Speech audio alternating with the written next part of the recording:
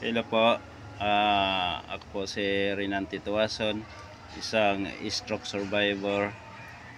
Noon na ako pa ay hindi lubusan nakakilala sa Panginoon, namuhay ako ayon sa galaw ng mundo.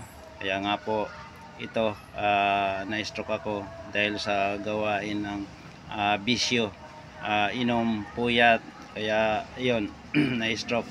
Sa pagkakataon nito, lubos kong nakilala ang Panginoon sa pamamagitan ng ating PWD Fellowship.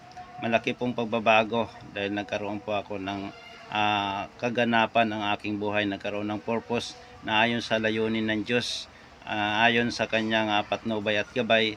Kaya nga po nagkaroon ng malaking impact sa buhay ko na tanggapin ang Panginoon bilang aking tagapagligtas, bilang aking provider, at siya ng lahat sa akin. Sinuko ko po ang aking sarili sa Panginoon at isang biyaya na patotoo na ang buhay ay mayroon kaganapan sa presensya ng Diyos at mayroon layunin sa kanyang biyaya at awa.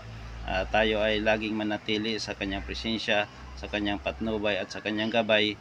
Lagi tayong maniwala na ang Diyos ang lahat na may gawa, ang Diyos ang lahat ng may takda sa buhay natin. Gaano man po kasakit o gaano man po ang mga problema dinadaanan natin, bagyo, lindol o ano pa man sa buhay natin, ito po ay isang pagpapatunay na ang Diyos ang laging gabay at patnubay sa buhay natin. Salamat po.